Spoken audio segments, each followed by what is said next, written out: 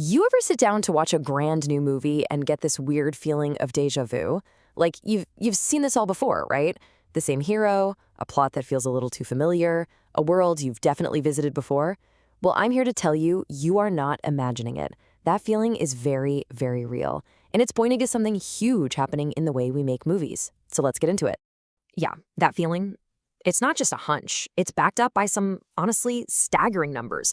Get this. In 2021, a full 80% of the top 20 highest grossing films in the entire world were, well, reproductions. We're talking sequels, spin-offs, adaptations, remakes, the whole shebang. This isn't just a trend anymore. It's a total takeover. Okay, so that leads us to the big question, right? Why now? What is it about this particular moment in time that has Hollywood and, let's be honest, us too, so completely obsessed with looking in the rearview mirror? That's exactly what we're going to figure out together. To really get to the bottom of this, we've got to start by looking inward.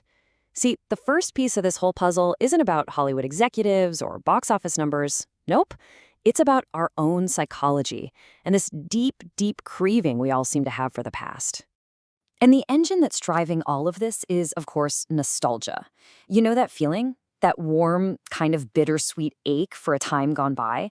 Well, in the world we're living in today, that feeling has become an unbelievably powerful cultural force. So, why are we all so busy looking back?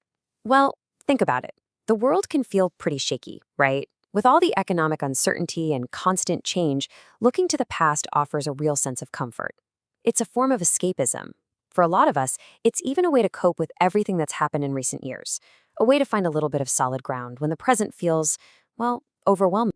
And what's really wild is that this feeling is so strong, it's hitting generations who never even lived through the times they're nostalgic for. Research from GWI found that over a third of Gen Z feels nostalgic for the 1990s. Now, for them, it's not about actual memories. It's about an idea of the 90s, this carefree time before the crushing pressure of social media and all our modern anxieties. They're basically nostalgic for a feeling they've never actually had. So, if we're the ones with this craving for the past, you can bet Hollywood has become an expert at manufacturing it. So let's pull back the curtain a little bit and look at the actual tools of the trade, the specific techniques they use to build that nostalgic feeling right there on the screen. A key idea here is something from film studies called mise en scène. It's French, and it literally just means setting the stage. And in movies, it's everything, and I mean everything you see in the frame. The costumes, the props, the lighting.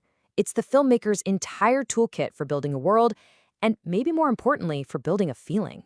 And believe me, when it comes to making cinematic nostalgia, there is a very specific recipe. First, you bring back characters we already love. Think Linda Hamilton showing up again as Sarah Connor.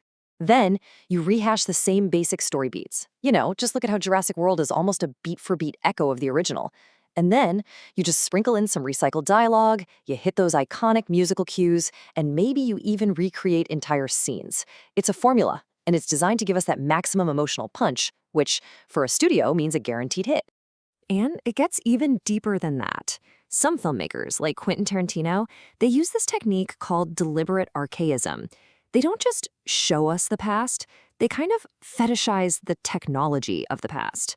By specifically mentioning 35mm film or having a character drop a needle on a record and letting us hear that perfect, dusty crackle, they're immersing us in the actual texture of a time that's gone, making that nostalgia feel so real you could almost touch it. But here's the thing, not all nostalgia is the same. It's not always just this simple, warm and fuzzy feeling. Cultural theorists have actually given us a much more nuanced way to understand the different ways we all look back at the past. The cultural theorist Svetlana Boym drew this really important line in the sand between two types. So on one hand, you have restorative nostalgia. This is the kind that wants to rebuild the past exactly as it supposedly was. It's all about getting back to a lost home. But then, on the other hand, you've got reflective nostalgia. This kind just enjoys the longing itself. It's okay with the fact that memories are messy and imperfect. It embraces that bittersweet feeling of just looking back. And here's where it gets really fascinating. Looking backward isn't always about being stuck in the past. Sometimes, weirdly enough, it's actually a way of looking forward, a way of passing the torch to the next generation. And you can see this exact idea playing out in a monster blockbuster like Avengers Endgame.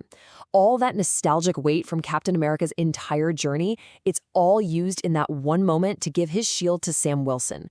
Thor's whole legacy as King of Asgard gets transferred over to Valkyrie. These moments use the power of the past to legitimize a new, more diverse future for these heroes. So this all leads us to one big, final, kind of scary question. With all of this focus on what's behind us, what does that mean for what's ahead? Are we so obsessed with the past that we've actually forgotten how to create a future? The critic Mark Fisher had this really powerful and honestly kind of bleak diagnosis for our time. He called it the slow cancellation of the future. And what he meant was that our culture has become so trapped in just reproducing the styles of the past that we've actually lost the ability to create anything that's genuinely new, anything that really represents our own moment in time. And you can see his point pretty much everywhere you look.